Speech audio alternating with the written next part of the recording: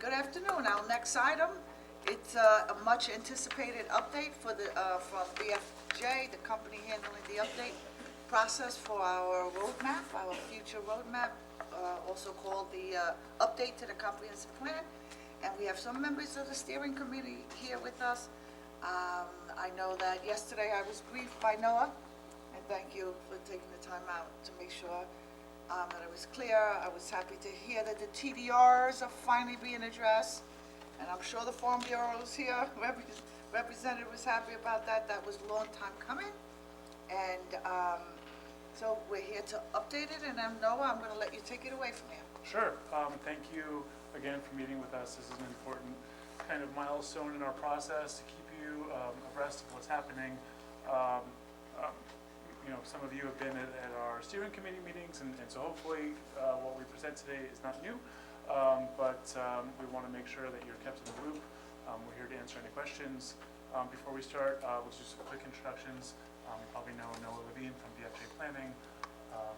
Hi, Sarah Yackel, BFJ Planning Principal and our Director of Environmental Review. Ray DeBias, LK McLean Associates. We're involved with the transportation portion, and you'll either see myself or Vin Corrado or both of us at these meetings. Good morning, good afternoon. Janice Shearer, citizen, consultant, here on my own time, and really happy to be a part of this. Thank you. Dawn Thomas, of course, Town of Riverhead. Great. And I think that there are some people that are watching via Zoom, so we've invited the steering committee to watch, and also we're recording the meeting, right? Okay, great. Okay, so just to get into the agenda, today we'll give you a brief update on where we have been and where we're going. That includes a summary of public outreach that we did in the spring and early summer, and you know, basically up until now and ongoing. Some of the work completed, we'll give you a brief overview of that. A very brief overview of the land use approach. We didn't want to kind of go into too much detail on that today because any one of those topics could take up a whole meeting, and we just want to make sure we focus on the things that we need to get done. So we can certainly answer questions about the land use approach once we get through kind of the nuts and bolts. We'll talk about seeker, next steps. Sarah Yackel from our team will be leading the environmental review effort. And so she can answer some questions, and I think there are some important things that we need to do to kind of kickstart that process, and then we'll leave it open for a discussion. So just wanted to, the next slide just has, I'm just going to scoot forward 2 slides. Just kind of mention the Comprehensive Plan Steering Committee and give thanks to them. We've been meeting with them monthly. They've been instrumental to help us kind of craft the narrative, help us understand the topics better, to help prepare for a lot of the public outreach events, make sure that we're reaching the right people. And so the group has really been involved, and so we thank them for their efforts. We will continue to meet with them monthly to make sure that we stay on track. The next slide has our timeline. It's kind of hard to see on the screen, so I printed it up big for you all to see. We just kind of moved some of the things around just to kind of show things that were more accurate with where we were in the process. Our time, we're on schedule, but I just want to make sure that the meetings were in the places where they actually occurred. Right now, you'll see in July in task 1.2, this is our kind of briefing with you. In the next 2 months over the summer, we are going to be doing a lot of the writing of the kind of draft chapters. Those chapters will be in a kind of a Word document form. They're not going to be the final polished chapters, but we're going to put them in a place where the committee and department heads and so on can start to review them for accuracy and to make sure that we're going in the right direction. We'll polish those with graphics and photos and everything kind of as we move towards the process, but it's kind of an iterative process. So in the summer, we're hoping to, by the end of August, to produce chapters 1, 2, and 3, as well as chapter 5 and chapter 9. And then in September, we'll have the next 4 chapters, and we'll kind of move in that way. So we don't kind of hand the steering committee everything at once. We can kind of give them some items in a piecemeal fashion. We're hopeful that we can have a joint meeting in September with the town council and with the steering committee, so we can have kind of a group discussion about some of the land use concepts. It might be a format like this, like another briefing, but maybe have an opportunity, we can discuss the best format for that. But just to kind of have a discussion about some of the concepts, if you are okay with that. That was just something that we had thought about in our proposal as a way to kind of check in on some of the big ideas that where there might be, where we need to have further discussion. And then in the fall, we'll be having our second public workshop where we'll be presenting the ideas, the big ideas in the plan, and hoping to test those with the public. And then we'll also simultaneously be moving in the, in the secret process, which Sarah will talk about shortly. Go to the next slide. Any questions on the schedule before I move forward? Yeah. Not on my end. Okay, Okay, I don't great. think so. The next slide is just kind of a more basic version of it. I think I don't need to rehash it, but I think this just kind of covers it, the essential things that we'll be doing in the various seasons. The next slide just mentions the project website.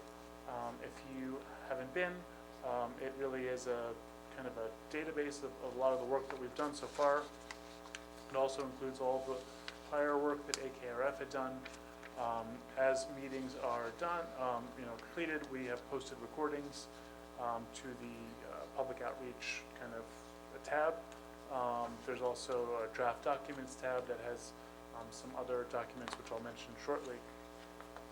The next slide, just want to mention the first public workshop. I think many of you, if not all of you, were there. We had about 120 people in attendance. I thought it was a great event. We really learned a lot. Thanks to the Suffolk Theater for really providing a great venue. It's not often that we get to work in such a great space, and everyone was civil, and there were some healthy conversations, and so we were pleased with that event, and hopefully the second workshop can go off as seamlessly as the first one did. The presentation recording is on the website, so for those that weren't able to make it, they can watch it there. We also, between April and June, had a series of focus group meetings. We met with, organized around different topics. We invited a lot of different stakeholders to kind of meet and talk about these issues in a venue that maybe they don't get to the opportunity to kind of have these cross conversations. So traffic and safety, economic development, parks and recreation, agriculture and farmland preservation, environment and natural resources, community services and housing, and land use and zoning. So land use and zoning, we met with the planning board, ARB, and the ZBA. We also had a separate meeting, a briefing with the planning board where we came to one of their meetings. I didn't list that on here, but we did go to a planning board meeting. We've had 2 meetings with the TDR committee. The first was way back probably in March or April, and we realized we needed some time to think about some of these ideas, so we came back to them a couple of weeks ago and presented our ideas and had a constructive conversation. We also are meeting with civics representatives from 4 of the civics on next week on the 18th. So we're looking forward to a conversation there, and we can continue to set up these meetings as needed to make sure that we meet with the stakeholders that really we value, where we value their participation. Obviously, we value all participation, but we just want to make sure that we stay targeted and stay focused and stay on task. Just with that in mind, the previous company had held all their meetings at the senior center in Aquabog, and we had talked early on that I wanted you to have meetings on the west side of town, Wading River. So if you have anything that's scheduled, the residents of Wading River have an opportunity to express their thoughts on the entire process before we get too far down the road. So we have the next in-person meeting is in the fall. The question is, I think we had a conversation, and we picked the Suffolk Theater because we thought it was, our thought at the time was that it was a central location and that it was a kind of a big and kind of it was a space that everyone knew about. we can have a conversation about for the second meeting, whether it should be on the west side or whether it's there or somewhere else, you know, we're amenable. But that was the reason why we kind of picked that central location, because it was kind of in the downtown. I But also just physically like to know that you and your staff are throughout the whole town. That's Oh, not right. just a paper thing, that you guys are there, so when you have any stakeholder meeting, whether it be at the Wading River Fire Department, or the church or something in that area, I just want them to see you, that you're also boots on the ground throughout the town. No, understood.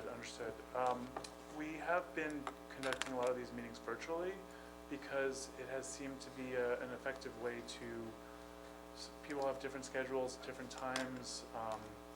It's hard to get everyone actively in the same place. And it's been easier for us to conduct those meetings. We can do in-person meetings, but that's just been our approach. And so if people aren't able to attend virtually, we want to make sure that they have an opportunity. Perhaps even you could reach out to the Wading River Civic Association and attend one of their meetings and let them share any thoughts or concerns with Absolutely. you. We're meeting, and we are meeting with the civics next week, but yes, I understood what you're saying. We certainly. Yeah, the Wading River is included in that. So with that, isn't the purpose of Sid Bale being on the steering committee not only to represent Wading River civics, but also all the other civics are supposed to go through him, correct? That was the initial, when the initial plan, it was agreed upon, because you can't have too many people on the committee, and he was the chosen person to represent the civics. Now, when, and he was a representative with the last contractor that we had. So, yes, you're correct. Okay. He's supposed to be the person to work, and he's got their connections, he understands them all, and that's why he was put on the steering committee. Right. And we want to, you know, we're going to have that meeting. We want to make sure that we hear those issues. We have also sent out a questionnaire to the civics as well as to other community members, and we've encouraged them to write their comments in, to think about their priorities and kind of submit formal comments. That way we can post them online. We can make sure that it's memorialized. It's just a more formal way, and it really helps us to kind of better understand things. If they can kind of put some thought into it, and so we can have a more directed conversation. We can respond to their comments, and so we've invited them to do that. I hope they take the opportunity to think about what their priorities are for the Noah, plan. can you put that online? Well, I've sent them the questionnaire, sent it. but I haven't received any responses yet. So I can think they're I waiting just, for that meeting to be able to each bring I some. kind of thought it would be great if they could complete the questionnaire before the Before. meeting. Well, that's what Oh, yeah, yeah. I That responded makes and no asked them. sense. I think Maybe different. if we could re-communicate that to them, because we are on this like super tight timeframe. Right. And I want to make sure we don't get lost. Just, forward the ideas to you guys before they meet with them, so the conversation is more, as you said, more directed. Maybe if they can't get it done, we should postpone Tuesday. I think they can. I think they just each have different approaches. Like, for instance, one civic is looking at it like strength, weakness, opportunity, threat type format. Another, Yeah. like trying to sort of do a self-assessment Yeah, and yeah. fill out the questionnaire so that That's there's great. a productive conversation.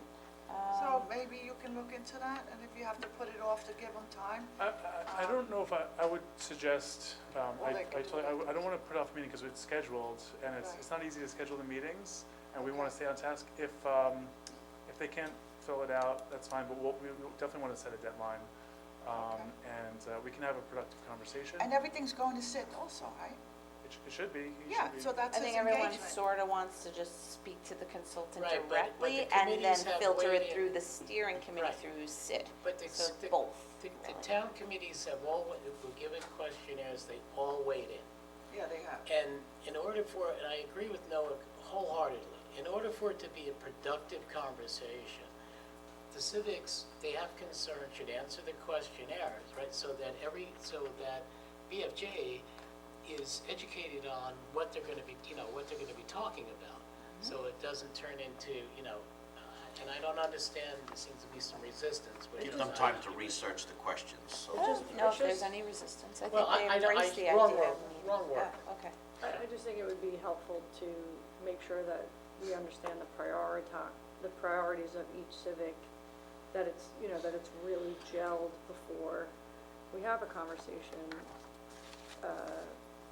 because otherwise it's just kind of a loose, undirected conversation. It doesn't always generate, I'm just a very agenda-driven person, as Yeah. you could tell. Yeah. Perhaps And I like like to have an mapping, agenda, can that, you know. you know, maybe they can point out, you know, like sometimes you could do like an exercise where people, in advance, they can come with this prepared, sort of pointing out on maps where We can- issues are and things like I that. think we keep it as is, we keep the meeting, but also have a hard deadline of, you know, we want to incorporate the comments, but we are moving forward, and we have a timeline which we went through. As you can see, we hope to finish a lot of our chapters by the end of the summer or by Yeah. September. It Sure, I mean, also- the comp plan, excuse me, but the comp plan could say, you know, work with civics to further develop blah, blah, Absolutely. blah, because they've identified that, and that's an action item for later. So you don't Yeah, have but just to it's nice know to it all have right in this minute either. Then the answers to the questionnaires, so we know what, you know, if there's consensus between Yes. civics Oh, on I certain agree, things, to get that 100%. consistency of information is just so helpful, I just think, and I agree. that's what I would And, want and, them to and do. for the, Sure. for the civics, we don't need to know the answers, we just need to know what their Right, priorities are. exactly. What are the big issues we need to worry about? You know, obviously, you know, in areas near Calverton, there's concern about potential industrial development. That's something we know about. Maybe there are more specifics, but there are maybe other issues that we might want to know about. Are there parks that are in disrepair? Are there, you know, certain intersections that just aren't working for whatever reason? You know, it's just an opportunity to kind of like really, you know, create a list and, you know, have us be able to address it. And they'll be different in each community, and so it'll be hard to have, you know, an open conversation with, you know, representatives in, you know, Wading River and Jamesport, and they all have their own kind of neighborhood-specific issues. So that's why it would help us to have a list, but if we can't, we just want to encourage them to do that because it will help us to create a better plan for them. I saw one of them already, I think from the downtown Hart, Yeah, yeah, that was what I was Riverhead, referencing. Yeah, that was not a direct response to the questionnaire, though, that was their own Oh, okay. iteration Inner of their, assessment yeah. of their community area, yeah. Same idea. Yep, Okay. Okay, I'm gonna move forward. The next slide just mentions those questionnaires. We did invite various committees and to submit questionnaires. It's very similar to what was sent to the civics. We received them from the Environmental Advisory Committee, the Conservation Advisory Council, Landmarks Preservation Commission, the Architectural Review Board, Riverhead Recreation Committee, TDR Committee, and Open Space Committee. And all of those responses are posted on the project website and also have been given to the steering committee. As I mentioned, the next public workshop will be in the fall. We don't have a date. We'll think about the location. That's certainly something that we will continue, you know, the conversation on. Probably it'll be a topic at our next steering committee meeting to start to think about dates, you know, appropriate dates for that. No, with that, with the committees that have responded, right? My suggestion is you send a notice out to the committees that haven't responded with a deadline. If they don't respond, that's it. They've been notified, period. You know, because you know, to your point you made earlier is that you don't want to stretch this thing out waiting for people to respond. Okay. Also, I had spoken in Anne Marie as well to the chairwoman of Open Space, and at the time, I guess it hadn't been posted online. That was my mistake. Okay, but it is, It is. all of those that are Yes. here are posted online? Yes. Yeah, there was just I an believe it email. happened with environmental I too just or missed the something. email and Okay. that's on me. Yep. Good. Okay. So skipping to the summary of prior work, 2 slides. I just want to mention, this is a document that we produced back in March, but I haven't had the opportunity to, you know, mention it. You probably know about it. It's posted on the website. The first major work product that we did was to consolidate all of the work that had been done previously by AKRF and also other plans into a kind of synthesized report, which really addresses things by kind of specific issues. And so I hope we kind of,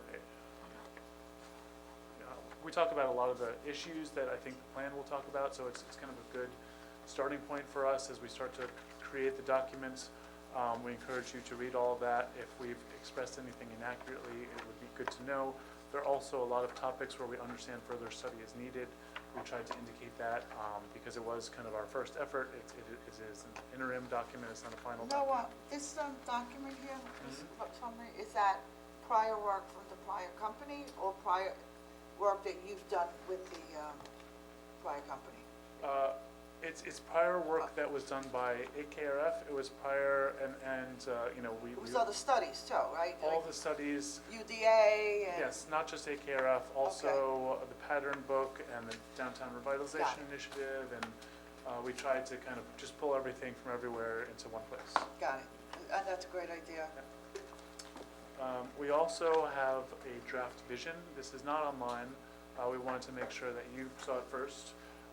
This document, the vision, basically sets the stage for the plan.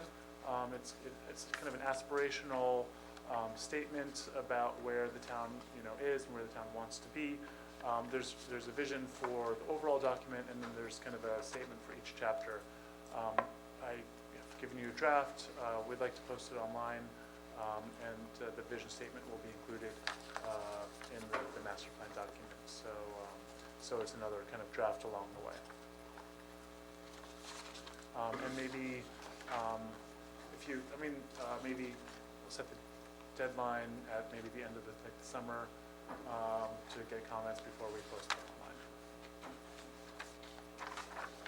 online. The next slide talks about, or just lists some of the land use issues that we are, I would say, you know, really spending a lot of time, or we're going to spend a lot of time ironing out. You know, we can go through some of these topics, but it feels like maybe we can talk about them at the next meeting. But we are developing a land use and zoning approach that is looking at the following items. You know, one, just general cleanup in the zoning. There are some things that we've noticed through conversations with Dawn's department and others, where the zoning could really just use some tweaks. Looking at the downtown, a lot of work has been done there, but there are some, you know, things that we can do to, you know, improve the zoning there.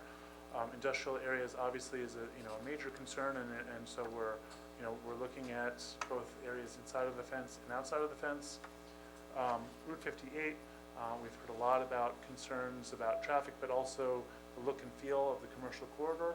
So how can we improve zoning in that area to make it, you know, a better commercial corridor, and maybe think about the hospital, and, you know, start to think about the area around the hospital maybe a little bit differently than the rest of the commercial corridor. Of course, TDR strategies, we've met with them twice. We have some recommendations on how to make TDR work a little bit better. That might involve making kind of, creating more kind of opportunities to sell credits and making them more valuable. We're kind of coming up with different ideas to do that.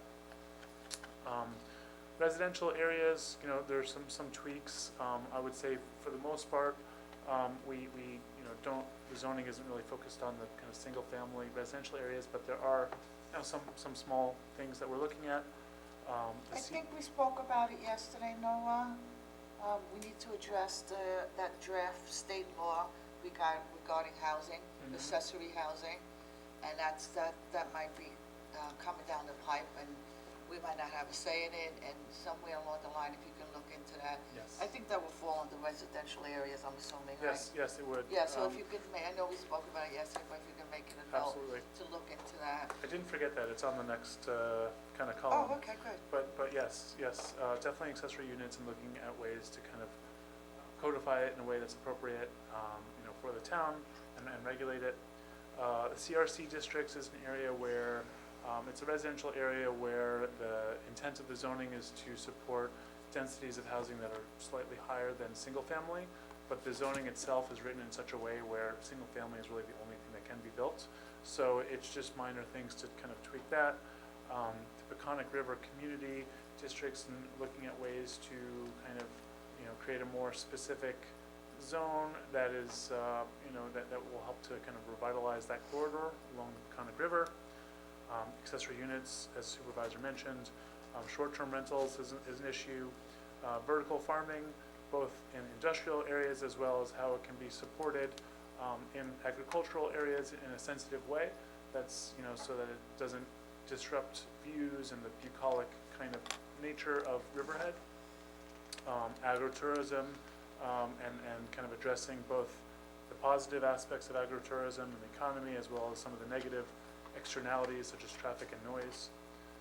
Solar and agrovoltaics, so, thinking about where that's appropriate and where it might be inappropriate, so we're working through some of those issues.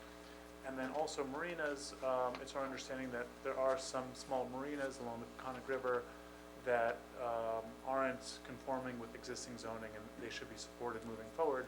So looking at ways to just kind of make sure that the zoning is responsive to what's already there. So we can come back to talk about those issues, but I just wanted to kind of give you a very, very quick overview. I'm going to pass it to Sarah to talk about environmental review. Now we're going to talk about the exciting part. Everybody's favorite topic, environmental review. As you move, as Noah outlined in the schedule, which we've just repeated here, as Noah and our team move towards draft chapters in the fall, one thing we really do need to get going on is kicking off the environmental review process. We're anticipating it's probably about an 8-month or so process for environmental review, which will somewhat mirror the draft plan coming out. When the draft plan is out, we'll have a draft environmental impact statement and so forth into the new year, with hopefully being able to complete seeker in March, with adoption of the plan shortly thereafter. And we will have a public hearing. Correct. At what stage? I guess after the secret? The public hearing, there's 2 public hearings. There will Okay. be a public hearing on the plan itself, but there will also be a public hearing after you accept the draft generic environmental impact statement as complete. There's then a public review period of no less than 30 30 days. days. And during that time, you would schedule a public hearing. Okay, so that we know that's pending, and that's for the Yeah. public to all weigh in. So we would anticipate that being probably later in the fall, Okay. maybe end of October into November. Is that the scoping as well, or? No, scoping would happen before that. Okay. So the very first step, and I know you've been through this process before, but just to sort of refresh, is, Oh, sorry. the presentation keeps going. So in terms of the schedule, you have received, or should have received, a full environmental assessment, part 1. And we are at a stage now in the schedule where we're hoping you can declare your intent to be lead agency, followed in August then by a review of the EAF parts 2 and 3 and adoption of a positive declaration. That positive declaration is a statement that says, you believe the comp plan may have the potential to result in one or more significant adverse impact, and that you will be moving forward with the preparation of an environmental impact statement. That'd be followed by preparation of the DGEIS. Oh, I have the schedule slightly off, I apologize for that. In the fall, followed with the comment period coming in January in the new year. So that public hearing would happen probably in January after the holidays.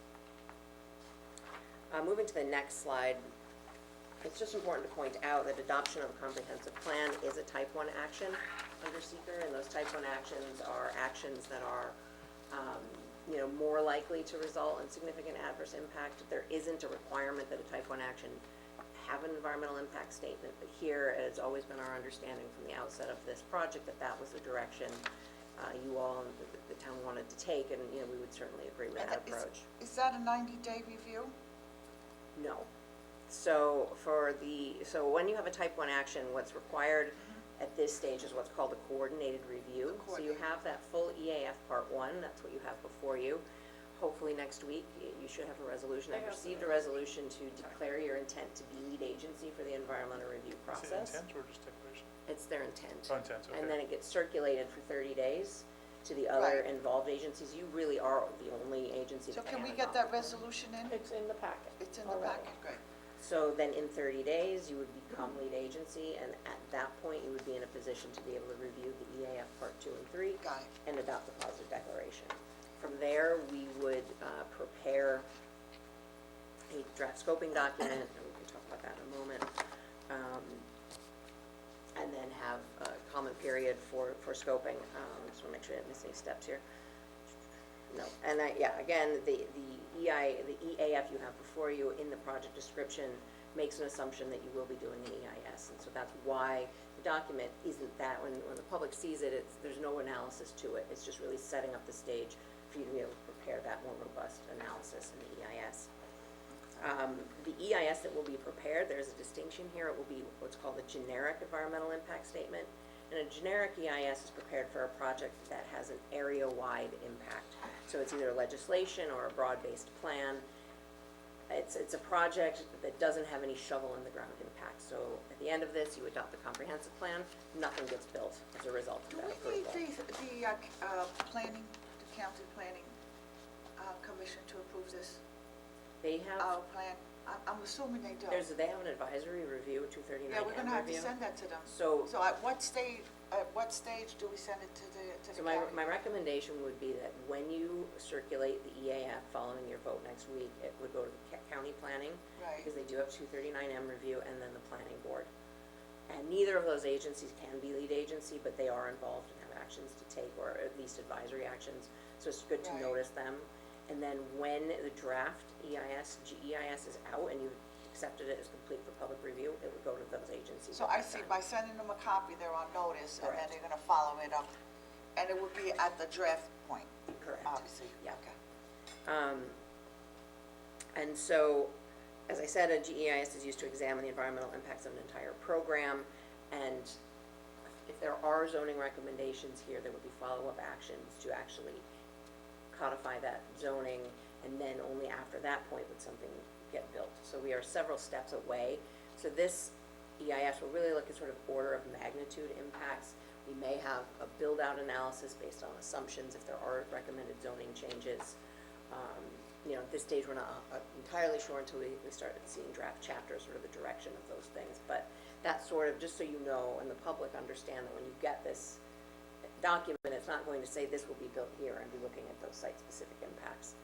One thing a generic EIS does that's different than a regular EIS is it has a chapter called Future Actions, where it really lays out all the steps that would need to be taken at the time that some of the recommendations start being implemented. So whether it's zoning and environmental review related to actual zoning text amendments or future, site-specific development, it would kind of lay out what those studies might be. Next slide. I think we're 2 slides ahead. One more. There we go. So back in, I think it was 2019, the state amended the SEQA regulations to require what's called scoping. Prior to that, it wasn't recommended but not required. Now it is required, and really what a scoping document does is it defines the scope of the EIS and it identifies the issues to be addressed. So it's basically at the table of contents. It lays out for the public all of the things that will be studied. Because this is an EIS on a comp plan, it will really follow largely the chapter headings of the comp plan and sort of mimic that and use a lot of the existing conditions work that's in the comp plan in the EIS.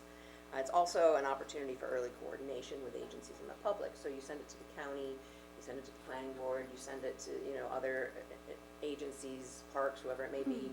If they have things that they specifically want studied, this is their opportunity to say, hey, we're concerned about X, and then that may make it into the scope that's ultimately adopted. It permits the inclusion of relevant substantive public issues in the final written scope. And so we would prepare a draft scope that would go to staff and your board. You would review, let us know if you have any comments. Once you've sort of accepted that draft, it can go up online, and you would set a period of time for public comment. And so scoping can be handled in a number of different ways. The only requirement is that there's the opportunity for public involvement, and that can be done through a written comment period. That's typically how we like to conduct scoping, because it gives people a time to look at the draft scope and really think about the comments. You can also have a scoping session. Sometimes those can be a little bit less productive, just because a lot of what you'll hear is, I don't like this, or I don't, because it's environmental review, it's a little bit technical, and so giving people sort of, when we attach the scope, you can also include a handout that might say what makes a good scoping comment. That's something that we've done, so people understand that if you just say, I don't like it, that's not going to go into the scope. But if you say specifically, I'm concerned with traffic at this intersection as a result of, a potential zoning change, then that's something we can very much include. And so the scope sort of lays out all the things that will be studied, and it also will include in the final scope a section that says all the things that weren't included and why. So if there were comments raised by the public and we don't feel that they're relevant to what is actually being studied, we would include that so the public can understand why their concerns weren't included. Following that written period, which, is typically 20 to 30 days, we would then submit a final scope that would get adopted, and then that's what we would be writing the EIS to. And so that would come in September, and we will, in the background, because the timing here is a little bit tight to get to hopefully a March approval, that we will be working on those draft chapters, at least the existing conditions pieces, because we know what those are based on the comprehensive plan work that Noah and his team is doing. And Secret does set a general time frame for the entire scoping process of approximately 60 days. It's a recommended time frame. It's not mandatory. Because you are the lead agency and also the applicant here, if you need to extend beyond the 60 days, that's fine, but that's generally what we're targeting. So you would probably get that draft scope in August, hopefully set a scoping period in September, and adopt a final scope either end of September, early October. And then I think I'm turning it back to you. Yeah, so I guess questions on the environmental review, approach, process, et cetera. I think we're done with our presentation. I have a question. I know you're following the draft law with the state concerning accessory buildings, right? It's my understanding, and if you guys could look into this, there's also a draft law from the state concerning short-term rentals, and they're saying that if your town didn't adopt that, you're gonna have to use the state's. And I don't know if that's the same, if that's also going on with accessory uses. I mean, for me sitting here, I don't want the state in our business, or the town's business, and they've been trying to zone the rest of the state forever. So with that, if we have to do code on accessory uses, that will prevent this, being forced to use the states. I think that would be important for us to know that. Say, because they're doing that with short-term rental, it's written in their code. If you don't have it in your town, you're using the states. So, Tim, that would be something that you guys might want to look at, right? We have everything been discussing that Yeah. pretty heavily at code revision. Yeah, Okay. so, it's good to know that that's being looked at. I have one statement and one question, actually. So, the statement is that the resolution is in the system, but it hasn't been moved forward, so we're gonna move it forward for Tuesday. Okay. So that's good.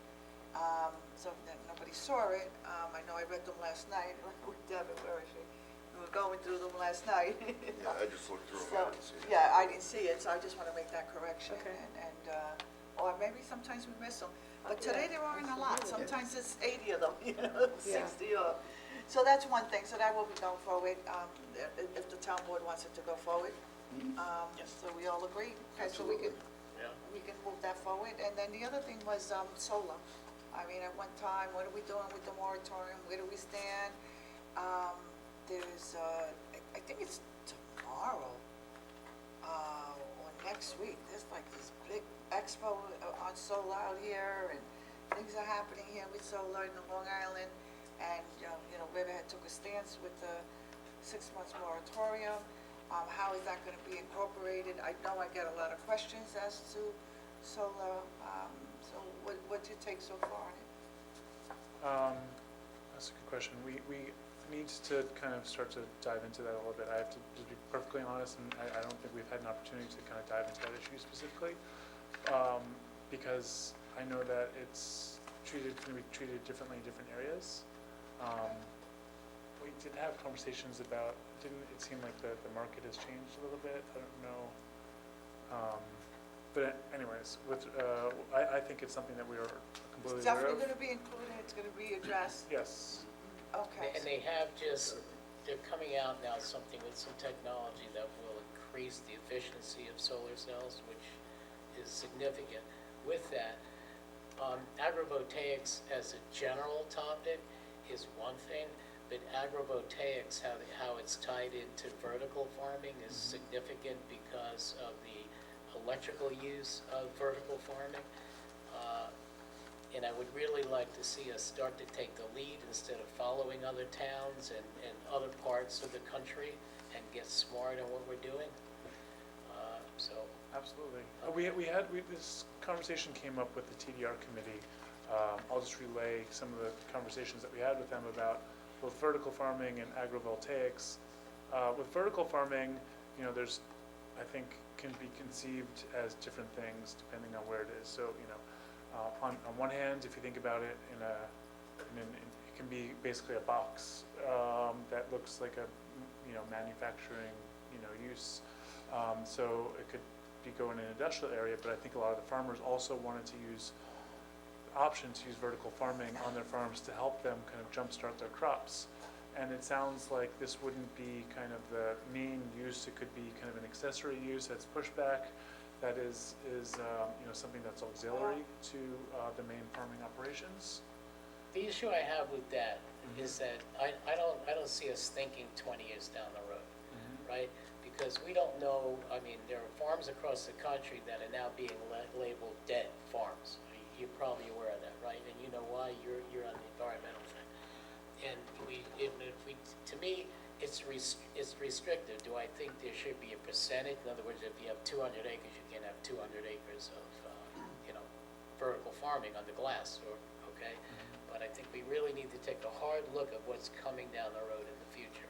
Right. And not get like this about it. Right, no, I understand. Okay. Yeah, I agree with Bob a little bit as far as flexibility for the farms themselves, but one of the things that's going to be really important from a zoning aspect is preserve farmland in regard to farms and full development rights farms. So I think that's something that we have to take a look at, because there will be restrictions by the covenants themselves.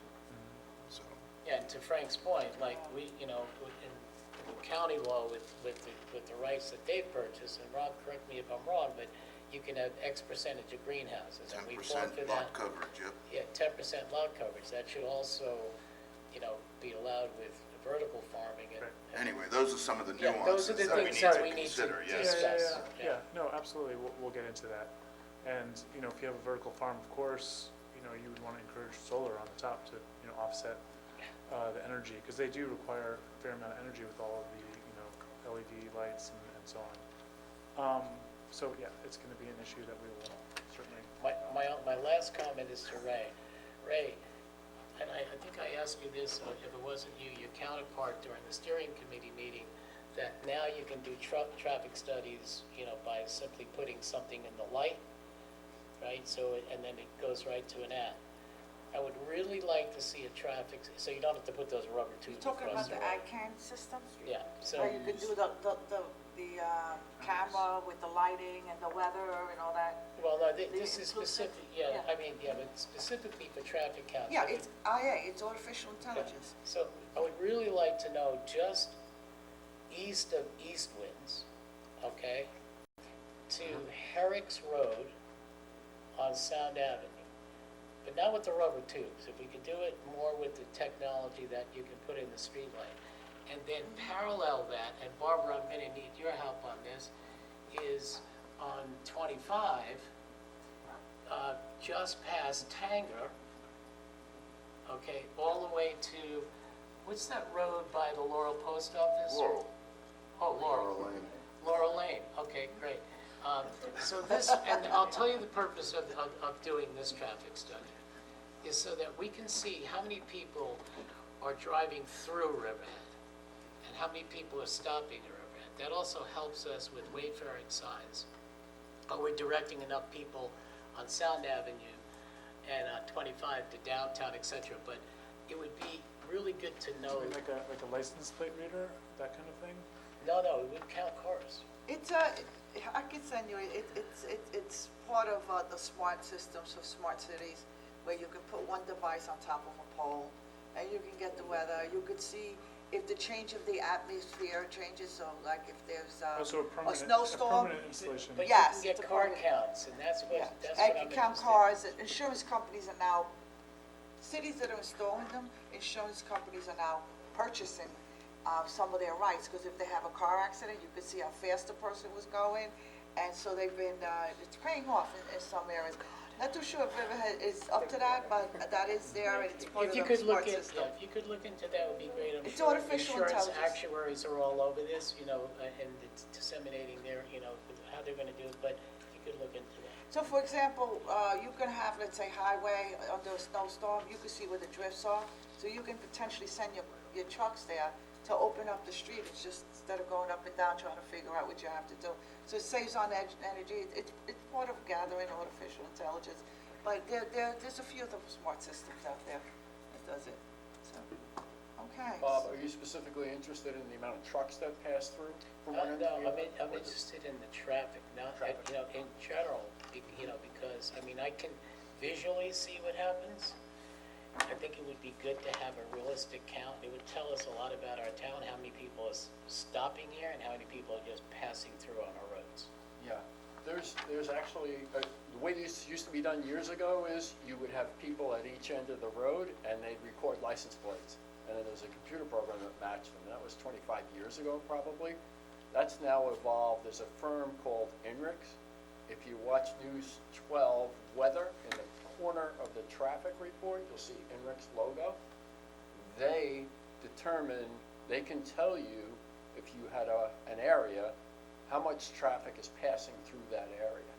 They can determine that from the black boxes that are in vehicles now that have been manufactured since, I believe, 2016.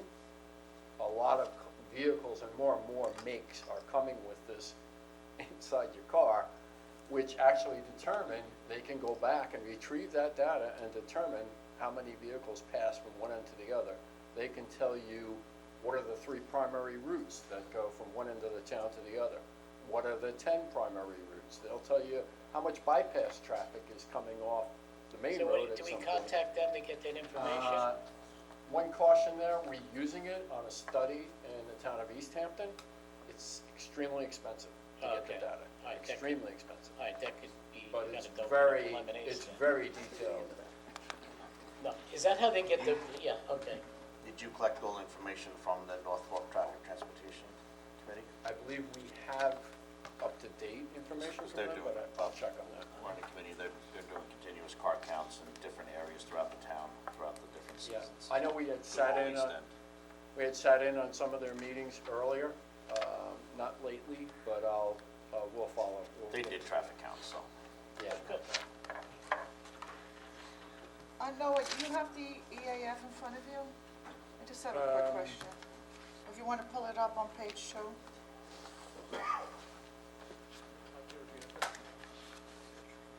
Dawn, you have it? You have the I EAF? can get it. I was looking at, It'll take me a second. Section I, this, number 2.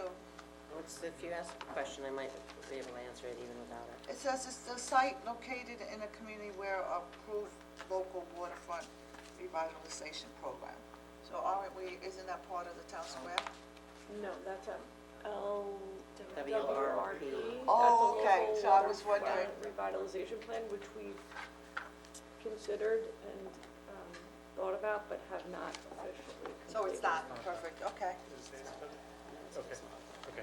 Yeah, that's why. I was wondering, because we are revitalizing Yeah, our yeah, waterfront, yeah, and we have a yeah, it's program in different. place, A little- and it's it's saying a no. little different. Designation, it's a DOS plan. from Got the it, state. okay. And that's even better that they're not involved, right? Yeah. They're very Much- difficult to much actually get easier, them approved. right. Much better, actually, so, great. So, any questions from anyone else from the board? But the work that we did separately for the battery-powered energy storage, is that up online and everything? Is the battery storage work up online? It should be. I don't know, A few months old now. but I will make sure it gets put up online. If it's That's not separate from the already. comprehensive plan process. Yeah. Well, yeah, but we paid your company and we No, wanted no, it no. incorporated I within the just, plan, no, so for as it sure, comes for in, sure. I just wanted it available for I just people wanted to to be look clear at. that it's not on the comprehensive plan website, so that would probably just go on the town's website. The Planning document maybe? should be. I'm just checking to see It's if it's adopted. online. It's in the code now. It's in the So it code. would be in the code. Yes, but I just threw out your The- comprehensive plan when you're making these available to the public. I just wanted to be there for people to review and The so code forth as we comes go up, forward. the code comes up online on our website. I have to see if the actual study, We did, we Because we I, the reason can I, put it, just touching on that, but also touching the other thing that is the marijuana, you know, in terms of its legislation towards the zoning and where it's allowed, and we've been updating our maps and fine tuning it. The same thing, that should be available, so when we're looking at a comprehensive plan in the whole, we're kind of seeing where things are starting to get located within the whole town. okay, You know what I mean, just yes, to kind of create like our absolutely, own that's a good point. map of the whole town where things are going. Okay. That's it? Well, thank you guys for hearing from me your time. again. A lot of balls in the air at the same time. Yes, but it's coming together finally. That's why it's helpful to have the timeline, keeps you on track. Yeah, Yeah, that's good. I'm with you. thank you, Dawn. Okay, so our next discussion, we're gonna review the status of our VTS GPS system, which is our vehicle monitoring system. In a review 2 years ago, we feel that some towns have quite a bit of a cost savings. I understand, I believe it was South Hope. I'll wait for them to finish. Thank you.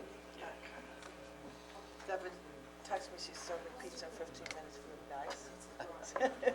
No, not even. That would be nice, you know? Did that just skip over one or something? I was gonna do that and then leave that last. Yeah, because that's gonna be very quick. That's And then we'll know the 15 minutes, yeah. Thank you. Okay, so, I know that we looked into it, I know Anne Marie helped out a bit, and, we found that they can save up to South Hill saved $125,000 as far as vehicle usage and gas. It can determine how fast the car's going, if it's in a, I'm gonna do him last, yeah. Many agencies have found it very effective. And so now it's up for renewal, and we want to see if the public, if we're going to add it, expand it, decrease it. I know that the sewer district has found it, the department head has found it very effective. There has been other department heads that said they didn't find it, you know, they want to utilize the money somewhere else. So we have Eric here, and Anne Marie, who's very familiar with and we're just bringing it up for discussion and see where you want to go with this. Well, it's up to you. Okay, The- But discussion and see the where we're current- gonna go. The current agreement expired June 30, okay, and we've had some mixed opinions from some of the affected department heads. It comes down to a town board decision Okay. about where we go from here. What's Right. the cost for the program? So it is, well, who has it now? so if I could just give you a little bit of history. Okay, I think we started vehicle tracking back in 2012 at the request of the then highway superintendent. And he found it extremely useful and continued it on, particularly snowstorms, storms, because you can assign he could be at one location in his vehicle and be able to pinpoint where another one was, who could get there quicker, who could address it. At the time when we first began vehicle tracking, it was $27 per vehicle plus $65 for vehicle transfers plus another $5 for real time. Over time, we negotiated it down to $23, but still with the $60 fee for the transfer and the cost for limited time. The most recent, under the current administration, we brought in the cost down to $21 per vehicle, no charge, free service calls, no charges for GPS transfers. I mean, we brought it down a lot. I mean, How many vehicles do we have it applied to? so the way in which we really brought this down was, at the time in 20, when we were considering re-upping, we agreed that we would equip no less than 60 vehicles and no greater than 150. So at the time, the highway department had, off the top of my head, 62 vehicles on. Engineering and the water district wanted to be added on. They've been added on. If you don't keep enough vehicles on, we're not gonna get this rate. Right. And if the highway was to come offline, you're gonna be under the number. But I believe the other two departments, engineering, highway doesn't want it, but engineer, and they have the most vehicles, right? Highway. Yeah. Yeah, yeah. So, but engineering and sewer wants it, and it's been very effective. This is something that it's a quality control Yeah, item that the towns use, Right. and everywhere you see, it's very effective. What I also notice, and if that's not gonna be the case, whenever a vehicle gets used in the town, somebody should have a log on it. I've noticed there's no logs. And, we gotta know who's in the car. Somebody takes a car to New Jersey and and it did happen one time, from what I understand, and it's like they call up and go, what's this car doing here? So we need to be accountable, because the public is paying all the costs and the gas. Correct. And that limits people from being reckless, because they know they have a GPS and it knows how they travel. They can tell how fast they go. They get into an accident. From what I understand, somebody, calls somebody, says, what are you driving, 80 miles in a 30-mile zone? So we gotta protect the town a little bit, and when it's not uncommon not to use GPS in government. I mean, everybody has it. We So use it in the private industry, it's Also, indispensable. It's indispensable. We have to know yeah. where the trucks are regarding deliveries, or Yeah. what time they'll be back in the yard, or whatever. It's just absolutely, So- there's nothing like it. You really, I don't in wanna order speak- to manage your vehicles. Yeah. Yes.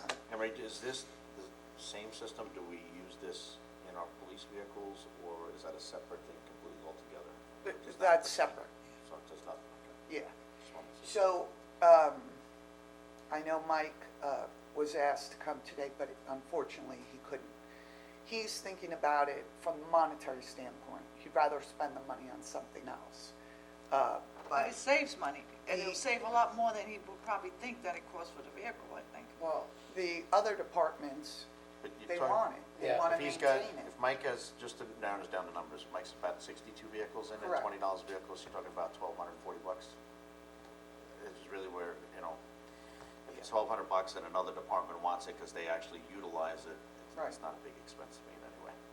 I can see it being very helpful for highway vehicles, if Mike wanted to look at it towards when we get complaints that roads are not plowed, then we can say, yes, according to the GPS system, they have in fact gone down your roads or have not. Yeah, and, It's a very you know, important That management each tool. one. we It is haven't very really important. had like horrific winters of late. Of late. But when you we just cursed us. do, it's, But the It's gonna other snow thing is, tomorrow. No I think, snow this year. I think employees in general, if they know that the tracker is in the vehicle, it keeps the vehicle under the speed limit for the well, most I part. mean, the water district superintendent is here. I don't know if you want to hear from him. Frank, do but- you want to say how you utilize it?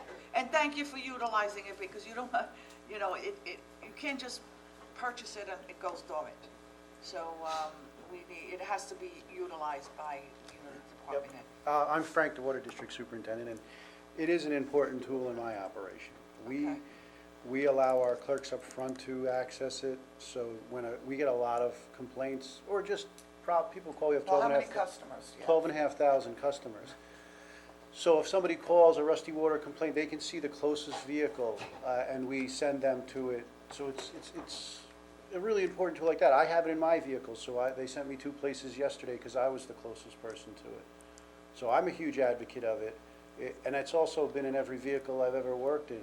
The Water Authority, B&L, they all had Like Frank GPS. said, it's public and Yeah. private, and you can utilize that, and the Councilman Rothwell said, in a myriad amount of ways, and it's a management tool, so to say to scrap it, especially when you have the most vehicles, I'm not too sure in the town, maybe we need to take a training, maybe, that provide training, Well, they where give people free understand how they training. can use it. We have a great deal now. They have a training? Free, unlimited training. Well, that's what maybe we have to do. Frank, did you ever take the training? No, you didn't need it? You're so No, I used mean, to it's it. a map, and you see the little the cars into the dot, and Just goes you can like see this. where they are. Yeah, It's but it not also that- gives you Yeah. stats. Because I saw the differences under COVID. I actually look under COVID and how drastic. And I could tell which car was constantly filling up, Yeah, you know, and I could see how much mileage. yeah. And just like Councilman Bayrod pointed out, Frank told me, in all his prior jobs, you had GPS. Yeah, It's standard. It's on pretty it. standard. I'm used to it. It's I- so standard. And to Ken's point, it's really de minimis in cost, and the rewards are great. And now, thanks to Emery, we're gonna have a snowstorm in the winter, they're gonna really want to have this. I did say early on, like when we put it out, and I think this, the supervisor may put an email out and asking, and I said, well, if nobody's gonna use it, I said, I did respond, you know, that That's we need to fine. I cancel did the the same services. thing. But I will say, That's why I brought it I up. didn't realize how minimal the cost is, quite frankly, and if it's keeping the rate down for the other departments, I don't wanna cancel, like, if the highway says that I use it, I don't wanna take it away from other departments as Right. well. And so, it seems to be a relatively minimal cost, and I think, in hindsight, my thinking now is that even if an employee knows it's in the car, probably does provide some type of safety Well, mechanism so if you I feel that will tell someone you, is the watching. other department heads, engineering, and Frank himself, it's in his vehicle. So the other day when I know. he came to the new town hall, when he got back to the office, John Flynn said, "Why were you over at the new town hall?" Yeah, stay watch where I'm going. There's a lot you can do with it. We don't have to go there with it right now, but, that's why I brought it up to them. I figured it's better to have it in the open. They can come I here. didn't realize it was so Yeah. expensive. Yeah. I thought it was a Yeah. pretty hefty bill we But- were looking at. At one time it was, because every time you changed the GPS from one vehicle to another, Got hit with it was $65 per hour, so you were getting, but now, it's all for free, flat rate. Because Oh, there's and the let's volumes not there forget- now. Technology's been out for a while. Yeah, Yeah. and let's not forget, Anne Marie, when we were working on this, we went and researched all the towns, and Yeah. you did the negotiation for the cost.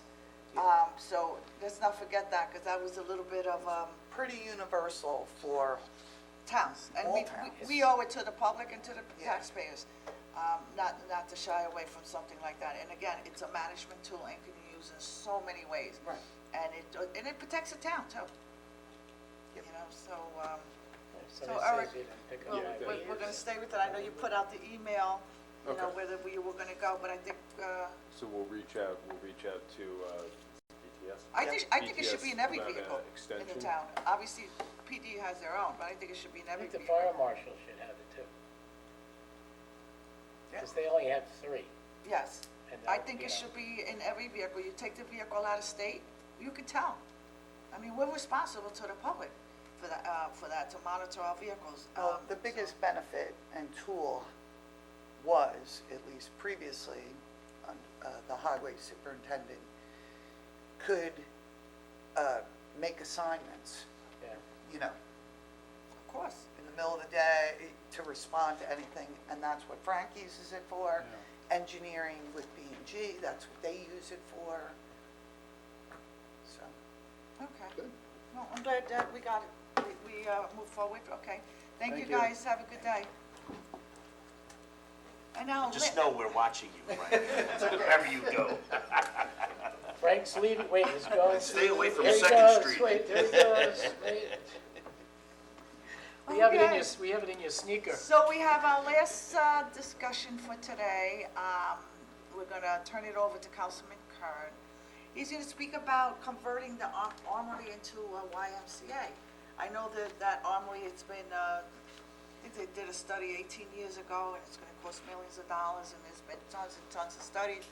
There's been some interest throughout the years, and I think finally, with Kern's help and myself jumping in later on and talking to people, we might have a possible solution, so we're bringing it up for work session, and it's a good thing. The YMCA is ecstatic. They wanted us to just put forward a resolution to say that they were gonna try to raise some money for the board. That's all it'll be. There's no contract there. And anyway, you take it from there, because I know you met with, So simply Yeah, for put, so we probably met three like, events. over a year ago. Joe Petroselli came to me and said, hey, would you be willing to, like, let's try to see if we can get the YMCA at the Armory? I said, absolutely. So after 3 meetings with the YMCA, their their architect who does these nationally, and their programmer, took some time, and I went to each board member, gave them the presentation, and I know, Tim, you were like really excited because, you know, having done the PAL And this has been going on for years, trying to Yeah. find the perfect location for the YMCA. They've been raising money and trying to put this together, Yeah. so to see it come to fruition would be awesome. So the people that were donors in the past, the YMCA had come to Riverhead in the past, and they could, the town and the group representing the YMCA could never agree on a location. I represented somebody at that time, Robert Entenman, who was adamant that it had to be centrally located, not out in Epcal, not on a place in Aquabog where residents couldn't get to it. So at this point where we're at now, and the good news is this, the YMCA board has accepted Riverhead's location, and I think, you know, with this board accepting the YMCA coming to the Armory, that will allow us to get the legal department to enter into agreement with the YMCA. Then there's several steps.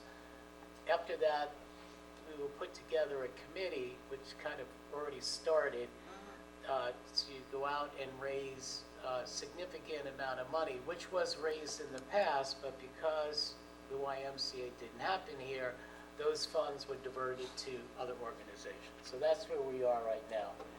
And I don't, Ken, you have the paper bag with all that? No.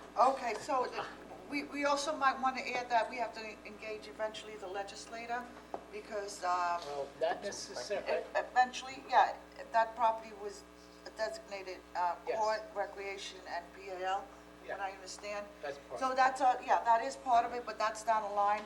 I think today, what you were talking, Bob, you have a resolution that got approved? I don't know where the rest, Devin Okay, has it. apparently from what I understand, and I spoke to the head of the YMCA yesterday, they approved a resolution for us to put it forward, to go into, just a resolution so we can start raising funds and deal with the, It's all the same, right? the legal components. And I know Yeah. you have also been, I know that I forwarded a couple of emails, to you on this. So, did you want to add to it during that all? I just think that it's just been an expression of interest on the part of the Y to look at the Armory as a potential location. And I think their board has approved it and is now just the investigation and you know, fact-finding discussion and fundraising discussion, and then they were hoping you would do a resolution similar to theirs, which is basically just an expression of interest on your part in exploring the idea. I think it would be a great location for it. So I spoke to Ms. Briggs yesterday, she's in Mexico, and when she knew that the resolution will probably be presented to the board to see if they want to go forward, she was just as excited as day one. Yeah. So the entire board is supporting this, the YMCA is not like, okay, let's play this toy around. The entire board, and I know, Eric, you probably have to do some work on this, you know, with the legal component, but everybody seems very excited.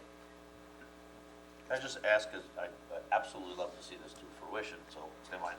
I just wanted to know that before, you know, are they aware of any of the asbestos mitigation and so forth that must take place up there, and the cost of that we don't get, you know, too far down the pike and they're raising money and then all of a sudden they open the doors and go, wow, we didn't know this. No, was they, in yes, there." they're absolutely aware of it. We've been in the building 3 times from every single room. Joe Petroselli offered up his time to also go in there, and whatever the cost is, you know, basically what happens is, let's just hypothetically, it's a $20 million project. There will be an outside group of entrepreneurial people, you know, that will put up 10, the YMCA will put up 10, and that's what it costs, and that includes all the remediation, et cetera, et cetera. Everybody's aware of it. they love the building because it's built really well and it's worth that The remediation. location also, Uh, location and the parking. No, location, but to your point, you know. I Just mean, didn't want any surprises. There We are no, understand exactly there what are no what we're looking at. surprises. And just a little side note, I want to thank Mike and his guys from the highway department for cleaning up all the cars that were around the Armory. So Oh, we made a little you bit of- started it. We made a little bit of money How on many that cars too. are gone? They're all gone. How many? It's We got over. some other stuff up there that we've gotta get rid of, there's boats and stuff up there. Yeah, we're working on that in the back to get the boats out, but now there's a big white truck there. I was gonna give it to Frank So for the water. this resolution is just an exploratory resolution, it's just saying, can we, Yeah, should we send to the explore it? board. There's no commitment, like you Right. said, which is fine, so, it's very short, Just announcing support, right? yes, You know, Yeah. and there's gonna be a lot of work to be done on this. If This we is don't like come up with the beginning. funds, this doesn't happen. It's that simple. In the past, Right. all the funds were there, because I was part of it, and I knew who was putting the money in, and the funds were there. The town could not reach an agreement with the YMCA. So now we're just gonna reverse engineer it. We'll get the funds. I know one of my neighbors, Joe Vander Wettering, was very involved with this Absolutely. through the Joe was years. Oh, part I see, so maybe he can Yeah. come on the No, committee. no, I already he's talked since, to he's Dennis. since passed anyway, Oh, but okay, this that's has the been other one. going on for many Absolutely right, years. And I absolutely. know he'd be looking down and very Yeah. happy that we get this ball Smiley, rolling. yeah, okay. So again, it's a short resolution, can we, get the board, well, add it to the packet for Tuesday? Is that okay? Yes, Okay, so absolutely. can you make sure, and, We will. Devin, move that one forward, please? Boy, that was real controversial. No, I was. It's actually a happy thing. No lemonade stands in front of the YMCA. Okay, this is gonna conclude our discussions, we finally got to it, it's been a long one, but very, it's been very active, very progressive, which is good, and we moved a lot of projects forward. And then, now we're gonna have the discussion, so Devin, can you please read the resolutions for us today, please? Thank you, Dawn. Devin, do you know if Bill Rothar's still in the building? He is, yeah, he's Okay. just in the small conference room. Okay. So we can grab him. Would you mind? Thanks. Okay, everybody ready? Yes. Resolution number 1 authorizes town clerk to publish and post public notice for a public hearing to consider a local law to amend Chapter 213 of the Riverhead Town Code entitled Bicycles and Electric Scooters. Number 2, accepts the resignation of a maintenance mechanic 2.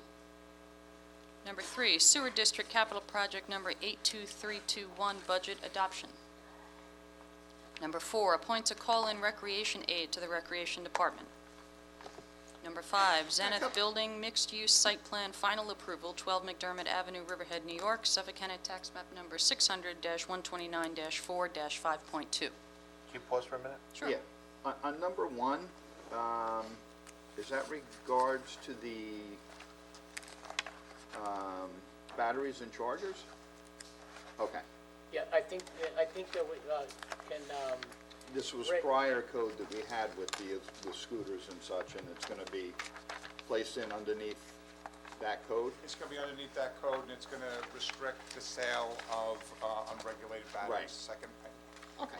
But we did get a call from Underwriter Laboratories that they want to make some suggestions for the code, so Oh, they good. asked that if we hold off, so maybe if we can pull that and we'll Yeah. Oh, resubmit. perfect, yeah, we wanna hear from them. Yes. I spoke to them on Wednesday, they're going to get me something by Friday, and then they might even come out and talk to us about it. Great. Excellent. thanks, Rick. Thanks, All right. Rick.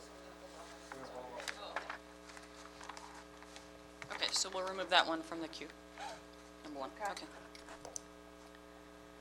Okay, so number 6, ratifies the appointment of a seasonal recreation aide to the Recreation Department. Number 7, authorizes the town supervisor to execute an amended retainer agreement with Volts and Vigliotta PLLC. Number 8, authorizes the supervisor to execute memorandum of understanding with Civil Service Employees Association, Inc., Local 1000, AFS-CME, AFL-CIO Riverhead Unit of the Suffolk Local 852 CSEA. And number 9 is a duplicate of that. Number 10, amends a portion of Resolution Number 2023-518. Number 11, Venezia Square, Wading River, EIS budget transfer. Number 12, budget adjustment for historic marker. Number 13, ratifies authorization of license agreement with Riverhead Volunteer Ambulance Corps for use of the Riverhead Senior Center Auditorium for EMS training. Number 14, Water District Capital Project Number 82320, Marist Subdivision budget adoption. Number 15, awards bid for disposal of town-generated construction and demolition materials. Did I say 16? I meant 15. I said 16, right? Anyway, yeah, that was 15. We're moving on to 16. Authorizes the town clerk to publish and post notice to bidders for janitorial services at 4 West 2nd Street and Annex. Number 17, resolution calling public hearing regarding a capital improvement for the extension of number 97 of boundaries and facilities of the Riverhead Water District for Forge Road, Calverton, New York, for a water main extension at the property known as Suffolk County Tax Map District 600, Section 139, Block 1, Lots 1 through 4, and Section 119, Block 2, Lots 59 and 60, and Section 118, Block 5, Lots 1.1, 1.2, and 2 through 11. Number 18, ratifies the provisional appointment of a housing inspector. And number 19, ratifies the appointment of a temporary part-time office assistant. Okay, that's it. Thank you, Devin. Anyone else have anything to add? Okay. So in a moment, I'm going to ask for a first and a second to enter into executive session to discuss the following. Contractual, there are two matters surrounding possible consultant agreement for environmental consultant, and that would be with Howard and Thomas. And the second matter is surrounding a agreement with MetLife Dental, and that'll be with Howard and Strickland Teo. And one legal matter is matter surrounding an update in Columbus Ray versus the town of Riverhead. And can I please have a first and a second to enter into executive session? So moved. Second. Great. All in favor? Aye. All opposed? Where are we doing So it? moved. Everyone, please be safe. And Sunday is National Ice Cream Day, so enjoy your day, enjoy your weekend, and be safe. I think today's French fry day today. I think it is also, Oh, don't forget yes. July French fries. 19th.